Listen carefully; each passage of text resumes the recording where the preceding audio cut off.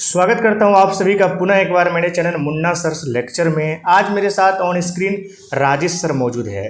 तो वैसे राजेश सर को किसी परिचय की ज़रूरत नहीं है। मेरे जितने भी व्यूअर्स हैं लगभग सभी राजेश सर को जानते हैं और त्रिवेणीगंज लोकेलिटी के कोई ऐसे व्यक्ति नहीं है जो राजेश सर से अपरिचित हैं। सब लोग सर को जानते हैं। फिर भी यूट्यूब एक ग्लोबल प्लेटफॉर्म है, हमें परिचय देना पड़ेगा। तो सर जो है त्रिवेणीगंज में संत कैरेंस पब्लिक स्कूल के डायरेक्टर कम प्रिंसिपल हैं और वर्तमान समय में सर का स्कूल संत कैरेंस पब्लिक स्कूल जो है बंसी चौक पर मौजूद है वर्तमान समय में। तो सर को आज बात करने के लिए हम अपने शो पर आमंत्रित किए हैं और शो पर बुलाने का मुख्य वजह यह है कि बहुत सारे बच्चों का बहुत दिनों से काफ़ी ज़्यादा रिक्वेस्ट आ रहा था, काफ़ी ज़्यादा डिमांड आ रहा था कि सर प्लीज़ एक बार राजेश सर का इंटरव्यू कीजिए। और काफ़ी दिनों से हम सर को इस चीज़ के लिए इंसिस्ट कर रहे थे, लेकिन सर जो है बिजी शेड्यूल के चलते जो है, और अभी 10th का एग्जामिनेशन भी चल रहा है वर्तमान समय में, तो सर जो है काफ़ी ज़्यादा व्यस्त रहते हैं। सब मतलब लगभग व्यस्त ही रहते हैं। लेकिन आज जो है ईद की छुट्टी है और जितने भी हमारे व्यूवर्स देख रहे हैं सबको ईद की मुबारक हो। आप लोगों को प्रणाम, ईद की मुबारक हो आप सभी को, जो भी हमारे व्यूवर्स देख रहे हैं। तो सर हमारे चैनल पर मौजूद हैं। सर से बहुत सारी बातें करेंगे, बहुत सारी बातें मैं सोच करके आया हूं। जो भी बच्चे के मन में प्रश्न हो सकते हैं एक स्कूल के रिगार्डिंग, एक स्कूल से रिलेटेड, वो सारे प्रश्न आज सर से पूछेंगे और जानेंगे कि सर का जो है क्या उत्तर है नहीं है। तो सर सबसे पहले तो बहुत बहुत स्वागत है आपका कि इतनी व्यस्त होने के बावजूद आपने मुझे अपना कीमती समय दिया, इसके लिए आपको धन्यवाद बहुत बहुत। आपको भी धन्यवाद, थैंक यू। आज ईद का दिन है, सबको ईद मुबारक। इस शो में आपने हमें बहुत दिनों से कह रहा था, लेकिन बात तो यहाँ पर यह है कि हम भी से बिजी चल रहे थे और आप भी, बिल्कुल। लेकिन आज हम दोनों के लिए सबसे यह उचित दिन है और सही दिन है। खाली थे हम लोग तो आज यह योजनाएं बनाई कि आज हम लोग आपस में इंटरेक्ट कर ले। और इस शो में आने का भी हमको बहुत दिनों से लालसा था कि हम यहाँ पर इस शो में आए। आज इस शो में आने से भी हमको भी बहुत सारा कुछ उपलब्धियाँ प्राप्त होगी। जैसे सबसे बड़ा उपलब्धियाँ है यहाँ पर हम पेरेंट्स से, जो हम अपने स्कूल के में जो है हम अपने पेरेंट्स से जब बहुत दिनों से इंटरेक्ट नहीं कर पाए हैं लॉकडाउन की वजह से, तो ये चैनल सबसे अच्छा है कि ये मैसेज गार्जियन तक पहुँचे और वहाँ से फिर क्या भी मिलता है, क्या मैसेज मिलता है, फिर आगे हम लोग बात करेंगे। चलिए सर एक छोटा सा बात और पूछेंगे। जब आप चैनल की चर्चा किए हैं तो आप मेरा चैनल रेगुलर देखते हैं? चैनल तो आपका जब से बना है उस वक्त से ही मेरे नज़र में, और रोज़ ऐसा नहीं है कि कोई वीडियो मेरे आंखों से या ऐसा कोई ऐसा कमेंट्स या कोई चीज़ ऐसा नहीं है जो इसको हम नहीं पढ़ें और नहीं जानते हैं। तो सर जिस रास्ते पे हम चल रहे हैं, बच्चे लोगों से इंटरेक्शन कर रहे हैं, एजुकेशन के मुद्दे पर बात कर रहे हैं, ये सही कर रहे हैं या कुछ इसमें जो है कमी भी है? देखिए ये दुनिया, ये वर्ल्ड एक ग्लोबल है जी, कोई भी लिमिटेशन नहीं है। सब ढंग से आप हर तरफ से हर चीज़ कर सकते हैं। ये यूट्यूब जो है चैनल है, ये सबसे बड़ा जो है ये सोशल मीडिया हो गया आज के समय में। डायरेक्टली हम समझ रहे हैं यूट्यूब एक सोशल मीडिया। बिल्कुल। आप जो भी कर रहे हैं हम तक या किसी तक पहुंच रहा है तो उनको लग रहा है कि त्रिवेणीगंज में ऐसा भी है या कुछ होने जा रहा है, ये तो यूट्यूब से पता चल रहा है ना। बिल्कुल। सर मेरा क्वेश्चन ये है कि आप अपने जीवन के बारे में जरा हमें संक्षिप्त में बताएं। देखिए मेरा जीवन जो है, ऐसे हम मैट्रिकुलेशन जो है सहरसा संत जोसेफ से किए हुए हैं, दलसिंह सराय में जो पढ़ता है, ठीक जी। उसके बाद मेरा +2 का जो इंटरमीडिएट हुआ था CBSE से, वो संत कैरेंस पब्लिक स्कूल जो खगोल में है पटना, ठीक। वहाँ से आने के बाद मेरा यहाँ पर जो है ज़िंदगी डायरेक्ट ट्रैक जो कहते हैं, प्लेटफॉर्म चेंज हो गया। वहाँ मैं स्टूडेंट था और यहाँ पर मैं एक टीचर बन गया जी। सीधा प्लेटफॉर्म चेंज हो गया, स्टूडेंट से टीचर। तो यहाँ पर जो है हम अपना कोचिंग यहाँ चलाते थे, स्कूल में पढ़ाते थे और यहाँ बंसी चौक पर मेरा एक कोचिंग चलता था। कोचिंग चलते उस कोचिंग में क्या हुआ, एक डिवीज़न हो गया। मतलब आपस में जो हम लोग टीचर थे, वो टीचर का कहना था हम अकेले क्यों न खोल ले, ठीक। उनका कहना था कि मेरे कारण बचा रहा है, अब मेरा तो कुछ कहना नहीं था जी। उनका कहना था तो वो जाने, इसलिए उनके मन में हमेशा नेगेटिव व्यू आता था कि हम अलग से खोल ले। एक दिन प्रयास भी किए, उनको हम समझाए सब कुछ, लेकिन नहीं समझे। बाद में खोले तो सफल ही रहे, ठीक। तो जैसे डिवीज़न हुआ उस वक्त हमको बहुत सारा परेशानी हुआ, तो उसमें सबसे पहले आपको भी याद किए थे और आप एक कॉल पर मेरे पास आए और हम आपको सारी बात बताए। तो मेरी बात पर आप खड़े रहें और उस दिन से 2017-18 से लेकर 2022 तक अभी तक जुड़े हुए हैं। और हमको नहीं लगा कि इस बीच में अभी तक किसी प्रकार का कोई मिसअंडरस्टैंडिंग हुआ होगा। और हम उम्मीद करते हैं आगे भी नहीं होगा। फिर धीरे धीरे स्कूल भी खुला जिसमें सभी टीचर सहयोग दिए, अमित सर, जीवन सर, सब टीचर सहयोग दिए, मिलकर बोले कि एक बार स्कूल खोलना है, हम लोग इतना मेहनत से पढ़ाते हैं तो हम लोग को कुछ न कुछ एक नया ढंग से एजुकेशन का स्टार्ट करना है। और हम लोग सब स्टार्ट किए। तो सबसे पहले जो हमारा 2013-14 में जो बैच था वो था निधि साक्षी सबका। उससे पहले भी एक था बैच जिसमें 2 ही लड़का था, एक लड़का और एक लड़की, 2 स्टूडेंट था। जो CBSE में 10th हम ही लाए हैं यहाँ पर जी, क्योंकि हम CBSE से आए थे, पढ़ा है तो वहाँ पर हम एस चंद, RS अग्रवाल, ये सब मेरा ही लाया हुआ है। एस चंद और RS अग्रवाल यहाँ कोई पुस्तक भंडार में हमको नहीं दिखता था। ठीक, हम उसको प्रिस्क्राइब किए तब जाकर RS अग्रवाल, एस चंद सभी चलने लगा और तब जाकर जाना ये बुक अच्छी है, और उस दिन से अभी तक आ रहा है। तो उसके बाद हम लोग साक्षी निधि सबका जो बैच था उसमें बहुत ही मेहनत लगा हमको, क्योंकि वो मेरा पहला बैच था और बहुत मेहनत के साथ उसको हम पढ़ाए। और वो सब इतना मेहनती थी कि मेरी हर एक बात को सुनते आई और जो भी जैसे भी गाइडलाइन देते थे वो उस पर खड़ी रही। तो पहले एक नॉर्मल स्टूडेंट था, उसके बाद जो है सभी अच्छा हो गया। तो उसमें सभी एक रैंक में, जैसे निधि, साक्षी, राधा, हिमानी, सबको 1% हमको 96.8 जो है निधि साक्षी को है, और फिर हिमानी को जो है 96.4 है, मतलब पॉइंट का अंतर था, परसेंटेज सेम। फिर राधा को 92% है। तो सभी एक बात पर खड़े रहे और उसके बाद जैसे उसका रिजल्ट अच्छा हुआ तो सब मेरे पर विश्वास करने लगा। उसके बाद फिर आ गया रिजल्ट, कोमल, आर्यन, ये सब भी बहुत अच्छा स्टूडेंट रहा, उस सब का रिजल्ट अच्छा हुआ। उसके बाद फिर मयंक हो गया, फिर पलक हो गया, रोशन भी बहुत अभी तक भी मेरे से जुड़ा हुआ, अभी वो कोटा में है। जी, कोटा नहीं, सॉरी, बेंगलोर में, अभी वो बेंगलोर में है।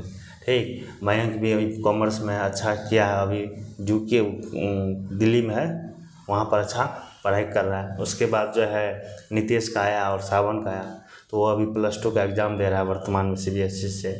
उसके बाद जो है बैच चलता आ रहा है सभी ढंग से और अच्छे ढंग से अरेंजमेंट होकर। अभी हमको लग रहा है कि मेरा एक सबसे बड़ा उद्देश्य है स्कूल के, अभी तो स्कूल तो ओपन हो चुका है नॉर्मली, जैसे त्रिवेणी में चल रहा है, लेकिन हमको ये है कि इस स्कूल को एफिलिएटेड करना है। त्रिवेणीगंज में एक ही मात्र स्कूल होगा जो संत करेंस एफिलिएशन उसको हर हाल में दिलाना है। हम देखते हैं कहीं अगर उस तरह का हो जाता है तो हम एफिलिएशन दिलाएंगे। और इस एफिलिएशन दिलाने का मकसद एक है कि जितना भी गरीब से गरीब बच्चा है सब CBSE में आगे पढ़े। बिल्कुल ठीक, अभी हम देख रहे हैं सभी कुछ जो आमदनी जिसका अच्छा है वो पढ़ रहा है, लेकिन हम ये चाह रहे हैं कि गरीब से गरीब जो सिर्फ इंग्लिश मीडियम के नाम से डरता है कि हम उसमें जाएंगे इतना रुपया खर्च होगा, हम कैसे पढ़ा पाएंगे। बात तो सही है, प्राइवेट स्कूल थोड़ा सा बुक कॉस्ट ये सब ज़्यादा हो जाता है, तो हम एक नॉर्मल रखना चाहते हैं। अगर सभी मेरे ढंग से मेरे हाथ में हर चीज़ आ जाएगा तो हमको लगता है कि एजुकेशन चीप हो जाएगा त्रिवेणीगंज में। यही है मेरा उद्देश्य और यही है मेरा ज़िंदगी का अभी तक। बहुत बहुत अच्छा लगा सर से बात करके। तो सर मुझे सबसे पहले ये बताइए, मेरा जो पहला प्रश्न है आपसे कि आपने एक त्रिवेणीगंज में स्कूल खोला और बहुत ही अच्छा आपका स्कूल है वर्तमान समय में, और इस उम्र में जो आपका अभी उम्र है लगभग 26 या 25 के अराउंड आपकी एज है, इस उम्र में लोगों की मंशा रहती है कि हम कमाएं, हम जॉब करें, ये करें, वो करें, बहुत बातें रहती है।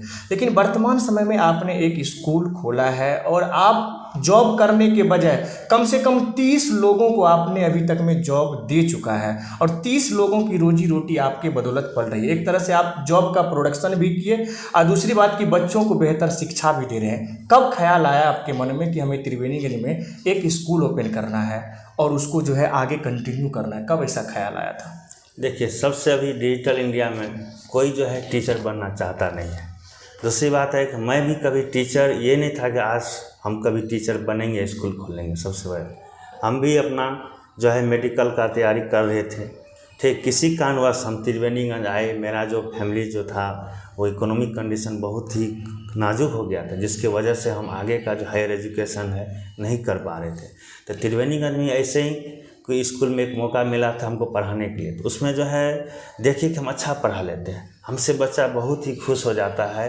और हमको लगा कि नहीं, अगर हम इसी तरह अगर बच्चे को पढ़ाएं और हम अपना भी आगे का पढ़ाई कर दें तो दोनों का भलाई होगा और हम भी मंजिल प्राप्त कर सकते हैं और बच्चे को भी अच्छा एजुकेशन मिल सकता है। तो यही पढ़ाते पढ़ाते जो है मेरे पास बच्चे अच्छे से अच्छे जमा होने लगे और हम ये कभी नहीं सोचे थे कि सच में स्कूल खोलना है। ये तो ऐसे एक इंस्टीट्यूट बन गया। अब कैसे बना इसका तो बहुत सारे है। तो सबसे पहले हम एक कोचिंग के रूप में स्टार्ट किए थे, जो एक छोटा सा कोचिंग था CBSE का। उसमें जो है मेरा 2014 से ही मेरा कोचिंग चलते आ रहा है, और 2000 जैसे 17-18 आ रहा है उसमें बच्चा अच्छा हो गया था, 150 बच्चा हो गया था। और सारे बच्चे का था कि सर आप जिस स्कूल में पढ़ा रहे हैं वहाँ का मैनेजमेंट एजुकेशन सही ढंग से नहीं दे पा रहा, आप क्यों नहीं हम लोग को ही पूरा कमांड कर रहे हैं। तो बोले ठीक है, ऐसा देखो स्कूल खोलना कोई साधारण नहीं है, हम स्कूल नहीं खोल पाएंगे, आप लोग को एजुकेशन मिल रहा है कोचिंग से, बस हो गया यही काफ़ी। कहा नहीं सर, और कुछ हम लोग का स्कूल में बहुत सारा चीज़ है जो हमको चाहिए, वो आप दे सकते हैं, तो क्यों नहीं आप एक नाम दे दीजिए स्कूल का। तो हम सोचे देखते हैं। तो ऐसे जो है किसी कारणवश एक दिन जो है उस मैनेजमेंट से हमको कुछ टेंशन वाइज हो गया था, जिसके वजह से हमको उसी दिन स्टेप लेना पड़ा, नहीं आज हम खुद का एक कमांड करेंगे आज से। और बच्चे भी मेरा सब सहयोग दिया, और उसी दिन से हम मन में सोचे और वहीं पर 2018 में जो हम ये स्कूल स्टार्ट कर दिए थे। सर ये बताइए, मेरा क्वेश्चन ये भी है कि संत कैरेंस पब्लिक स्कूल नाम आपने क्यों चुना स्कूल का, इसके पीछे का कोई वजह? देखिए, जब 2018 में जब कोचिंग से स्कूल का रूप दे रहे थे तो उस वक्त बहुत सारे जितने भी मेरे टीचर थे सब हेल्प किए, सबको बोले कि अच्छा नाम दीजिए। कोई अलग अलग नाम देते थे, हमको उचित नहीं लग रहा था, क्योंकि ये CBSE स्कूल है तो नाम भी ढंग का होना चाहिए। बिल्कुल। तो मेरा +2 जो CBSE का है, +2 हम खुद CBSE स्टूडेंट है, और हम +2 खुद सेंट कैरेंस पब्लिक स्कूल जो पटना खगोल में है वहीं से हम एजुकेशन प्राप्त किए। और हम सोचे सबसे बेस्ट ये स्कूल है, उस स्कूल को हम यहाँ त्रिवेणीगंज में सेम शेड्यूल, सेम जितना भी मैनेजमेंट, जहाँ जितना उसका रूल एंड रेगुलेशन है, जितना भी करिकुलम है, हम वहाँ से यहाँ उठाकर ला दें और त्रिवेणीगंज भी अच्छा बन जाए, पटना का माहौल यहाँ भी आ जाए, इसलिए उसका नाम पड़ गया संत कैरेंस पब्लिक स्कूल। बहुत अच्छा। तो आप सभी ने सुना कि संत कैरेंस पब्लिक स्कूल जो है सर ने नाम क्यों चुना है। सर मेरा अगला प्रश्न ये है कि जब स्टार्टिंग में आपने स्कूल ओपन करने के बारे में सोचा और स्कूल ओपन कर भी दिया, तो कोई परेशानी जिसको आप साझा करना चाहेंगे जो स्टार्टिंग में आपको फेस करना पड़ा हो? देखिए, स्कूल जैसे हम स्टार्ट किए उस वक्त तो सभी मेरे टीचर थे मेरे साथ, सहयोगी में गण में सबसे अधिक BKC सर, दिनेश सर, ये सभी थे मेरे साथ। और जैसे स्कूल जब ओपन हो गया, ओपन होने के बाद जहाँ पर हम काम कर रहे थे वहाँ से बहुत हमको मेंटलिटी, फिजिकली हर तरफ से मतलब प्रेशर के आगे किसी तरह ये स्कूल बंद कर दे कि फिर से पुनः हमारा बच्चा उसमें वापस आ जाएगा। लेकिन हम अडिग रहे, अपना जो हम स्टेप आगे बढ़ा दिए उस पर हम अडिग रहे, और वहाँ से हम हिले नहीं। और 1-2 महीना के बाद सारा चीज़ ठीक हो गया, सारा एवरीथिंग नॉर्मल हो गया, और फिर से हम वहाँ से स्टार्ट कर दिए। सर ये बताइए, अभी आपके विद्यालय में कुल कितने बच्चे हैं लगभग? अभी तो 350 से एबव है। ठीक है, इस बार तो अच्छे एडमिशन भी हुआ है, और ख़ास करके हायर क्लास में बहुत अच्छा बच्चा है। सर ये बताइए कि वर्तमान समय में क्लास 10 सेकेंड टर्म की एग्ज़ाम जो है CBSE की हो रही है, उन बच्चों को क्या मैसेज देंगे?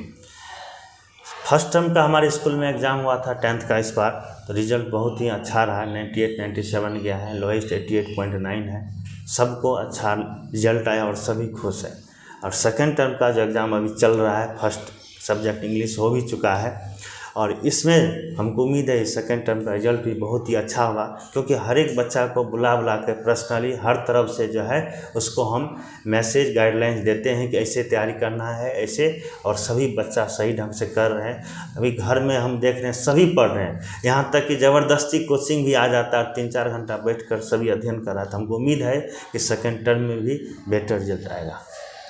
सर हमें एक बात बताइए कि वर्तमान समय में त्रिवेणीगंज में आपका जो स्कूल है अच्छा स्थान पर है, अच्छा पोजीशन पर है, इसके पीछे का वजह सर?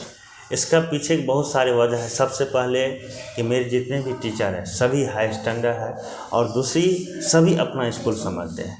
ये नहीं कि हम किसी के अधीन हैं, अपना सेल्फ डिपेंड मतलब सेल्फ इंडिपेंडेंट है। ऐसा नहीं कि बर्डन है प्रिंसिपल ये वो, जो एक रूल रेगुलेशन बन गया है सब उसके तहत चलते हैं और अपना जवाबदेही खुद समझते हैं। और दूसरी बात है जितने भी मेरे बच्चे हैं सब हेल्प करते हैं, यहाँ की पेरेंट्स सभी जितने भी मेरे क्लोज पेरेंट्स सब हैं सब हेल्प करते हैं और अच्छे ढंग से स्कूल चलाने में मदद करते हैं। कहीं भी दिक्कत होता है कि डायरेक्टली हमको कहते हैं, पर्सनली आकर मिलते हैं, कहते हैं, फिर उसके हिसाब से हम आगे चलाते हैं। सर बहुत लोगों के मन में ये बात है, मैंने अक्सर जहाँ भी गया हूँ तो सुनता हूँ कि त्रिवेणी गली में सीबीएसई की कोचिंग कहीं नहीं चलती है, लेकिन आप सीबीएसई की कोचिंग भी चलाते हैं, बहुत अच्छे खासे बच्चे हैं और उस कोचिंग के बच्चे का भी रिजल्ट लगातार बेहतर से बेहतर आप देते आ रहे हैं। तो कोचिंग के बारे में ज़रा हमें कुछ बताएंगे आप कि जब आप एक स्कूल अच्छे चला ही रहे तो फिर कोचिंग स्टार्ट करने का वजह और इसके पीछे का जो है तर्क जरा हमें बताइए सर। देखिए, सबसे पहले तो मेरा था कि सीबीएसई स्कूल है तो एक बिहार बोर्ड का कोचिंग खोल दें, लेकिन सभी पेरेंट्स और कुछ सीनियर बच्चे जो यहाँ से पास आउट हो चुके हैं उनका कहना था कि नहीं सर, आप जो है सीबीएसई कोचिंग ही यहाँ पर स्टार्ट कीजिए, जिससे कि सभी को अच्छा मौका मिले पढ़ने का और सबको रिजल्ट अच्छा बता। हमको कोचिंग खोलने का उद्देश्य यही था कि अब मान लेते हैं कोई भी गार्जियन जो है मिडिल क्लास से आते हैं, सभी को तो उतना पैसा आमदनी स्रोत है नहीं जिसकी वजह से सब होम ट्यूशन 2-3 टीचर को लगा सके, और जो सीनियर क्लास को पढ़ाएंगे उसका जो ट्यूशन फी अभी बहुत ही हाई है।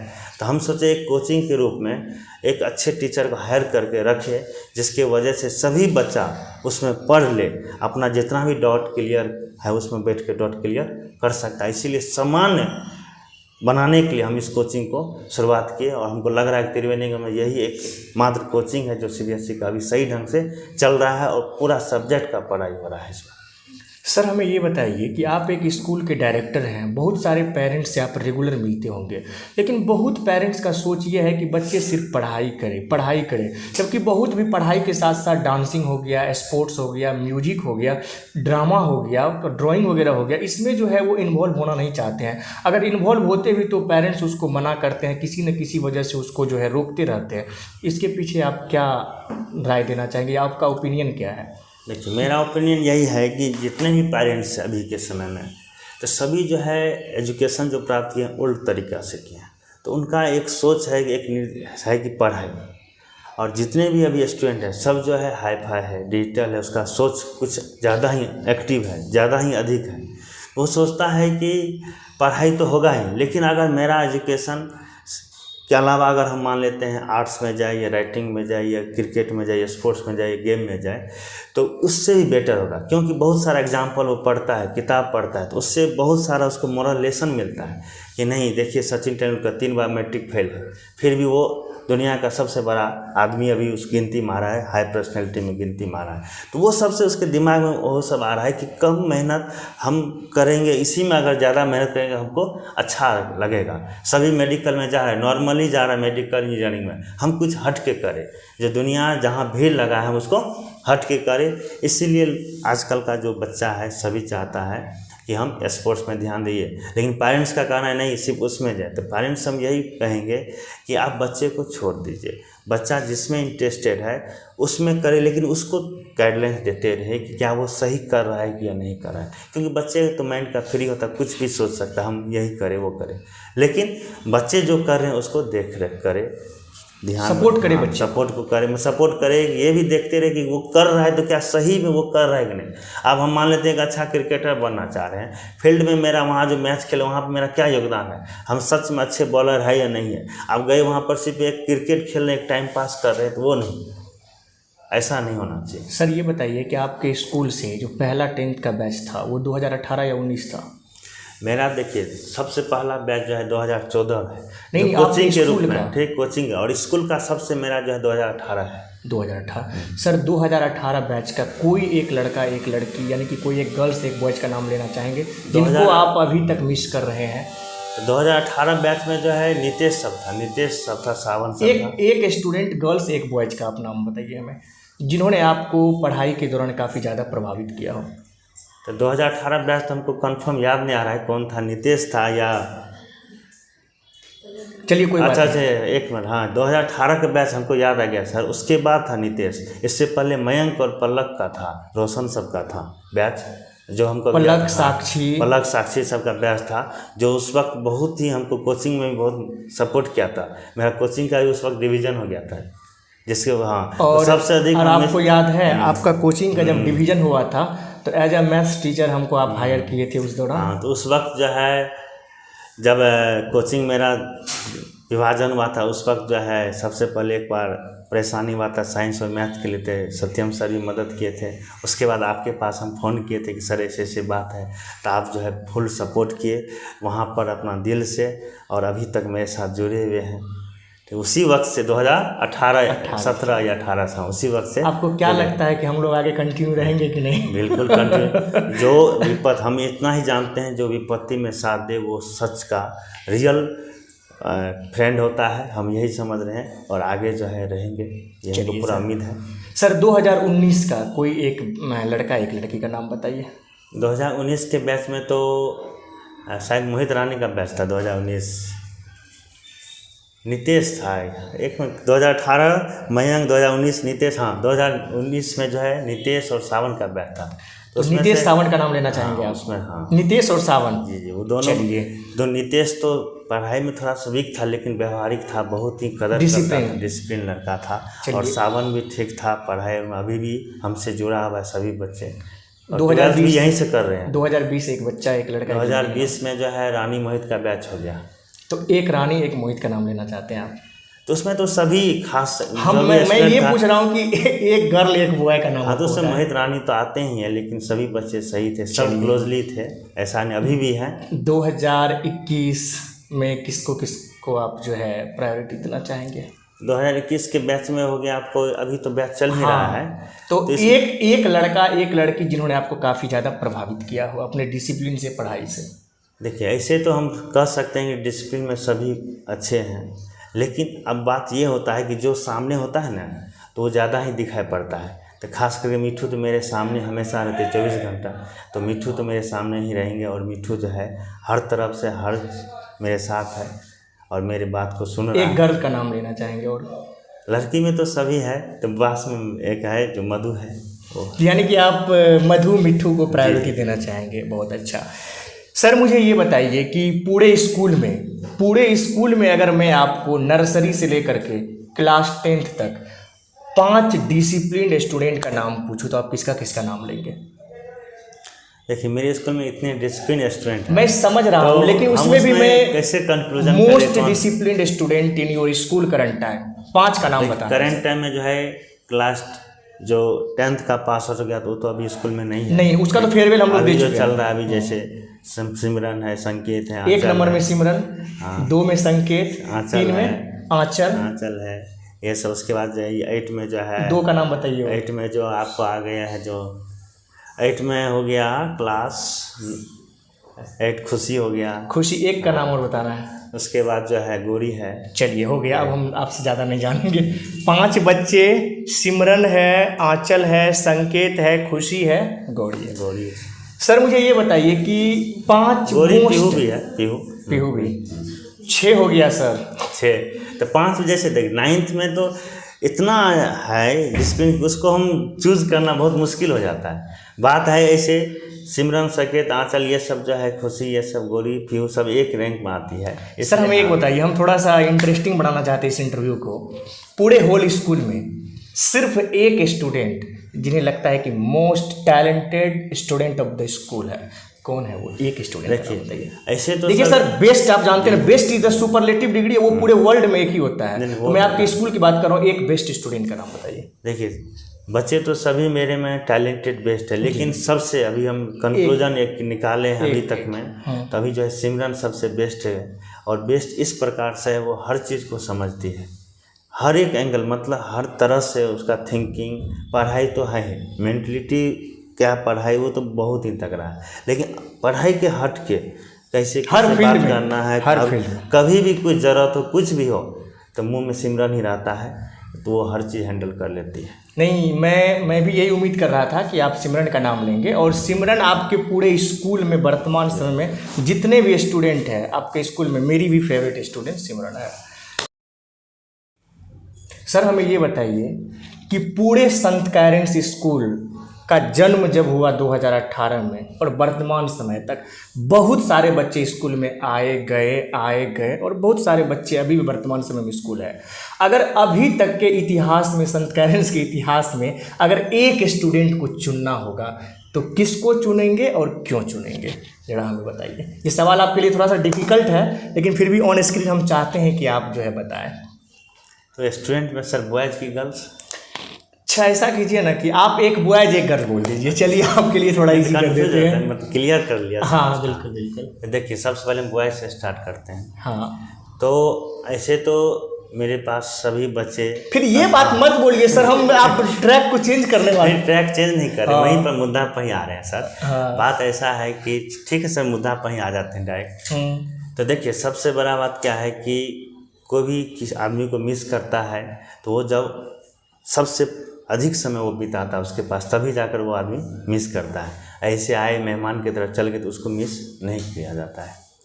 तो जब मैं त्रिवेणीगंज में आया तो सबसे पहले मोहित के फैमिली से ही अधिक से अधिक क्लोज हुआ, और वहाँ से हम मोहित से पर्सनली अच्छे ढंग से जुड़ गए।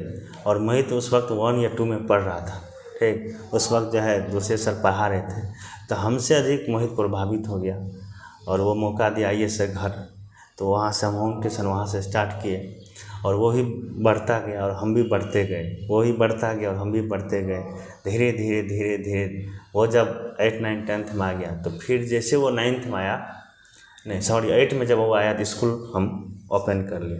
तो सारा जो भी मोहित का पीछे का भी जो भी बैच सब था, सब उसका जो हेल्प किया स्कूल में, और मोहित से हर तरह से हम जुड़ गए और अभी तक जुड़ा हुआ। 10th 12th कर रहा है, अभी भी वहाँ जा रहे हैं, उसको पढ़ाने के लिए जा रहे हैं। तो हम कह सकते हैं कि मोहित को ही सबसे अधिक मिस करेंगे और करते रहेंगे। लड़का में स्क्रीन राजेश सर जब मोहित का चर्चा किए हैं, तो मोहित का चर्चा हम नहीं करें ऐसा हो नहीं सकता है। तो अभी तक मैंने भी जो अपने करियर की शुरुआत करी है 2016 या 17 के अराउंड जो है मेरा करियर का स्टार्ट हुआ था।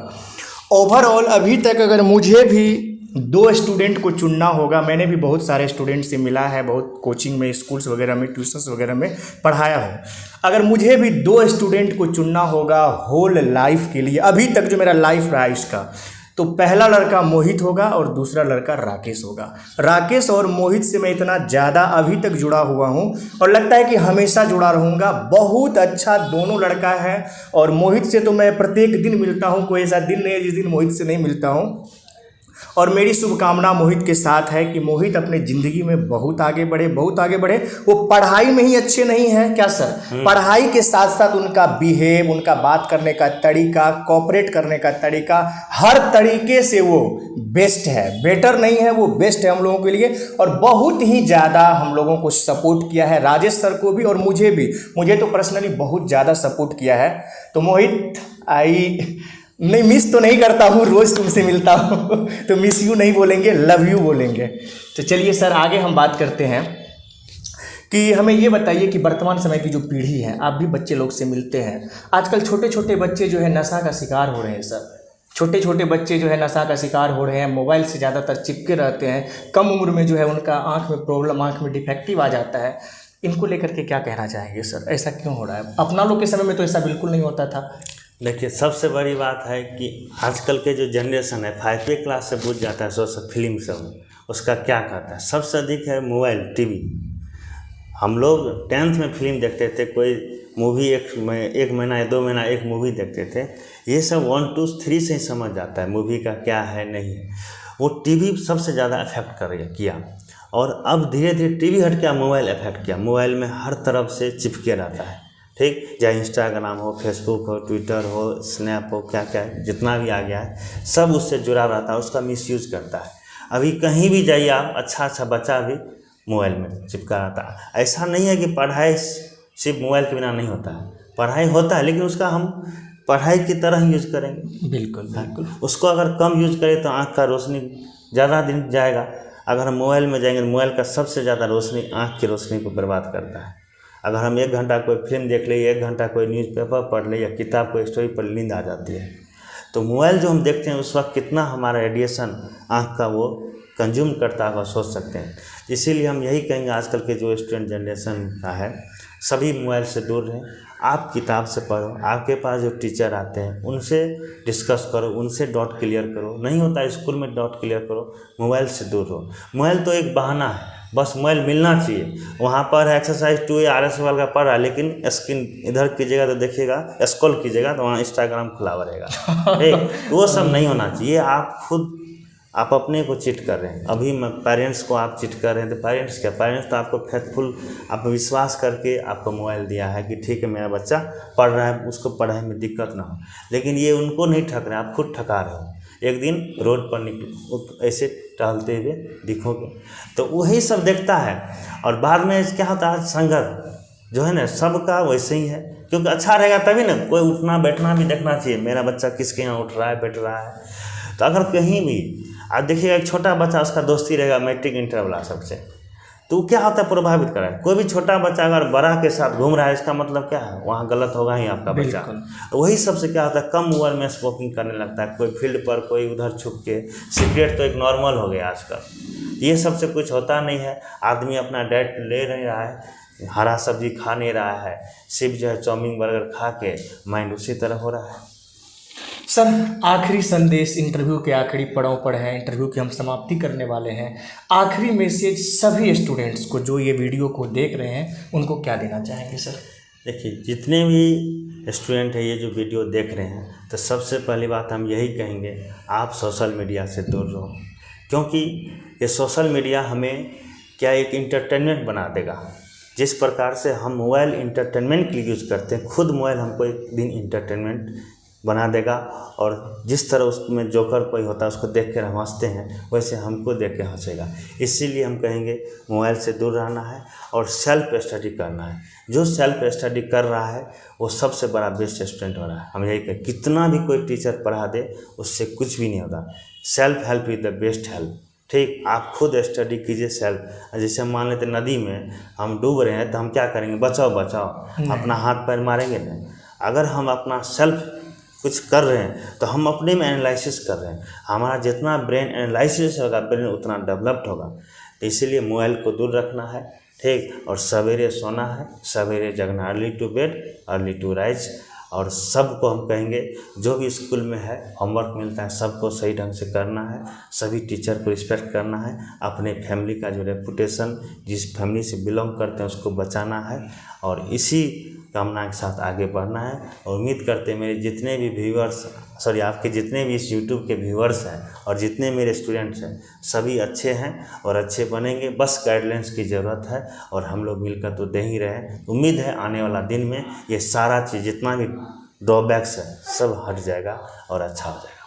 सर, मेरे चैनल के लिए क्या कहना चाहेंगे? लाइक, सब्सक्राइब, कमेंट के लिए कुछ कहना चाहेंगे? बिल्कुल, हम तो मेरे हर तरफ से रहता है कि मुन्ना सर्स लेक्चर, जो बहुत मुश्किल से, बहुत दिनों से सोच कर जो खोले हैं, तो इस चैनल को आगे से आगे बढ़ाए। जो हम चाहते हैं ये चैनल एक एजुकेशनल चैनल बन जाए और सभी इसको एजुकेशन पर्पस पर इसको यूज करें। और हम चाहते हैं कि अच्छा से अच्छा व्यूअर्स बने, सब्सक्राइबर हो, हम यही चाहेंगे। तो आप सभी से विदा लेने का वक्त हो चुका है। इंटरव्यू के आखिरी पड़ाव पर हम हैं और आप लोगों से विदा लेने से पहले मैं आप लोगों से हाथ जोड़ करके विनती करता हूं, आज ईद है, आप सभी को ईद मुबारक। मेरे जो भी व्यूअर्स नए हैं इस वीडियो पर, प्लीज़ हमारे चैनल को सब्सक्राइब करें। अगर आपको वीडियो अच्छी लग रही है तो लाइक करें और आपके मन में कोई भी प्रश्न है तो हमें कमेंट करें, हम आपका उत्तर देंगे। धन्यवाद। जय हिंद।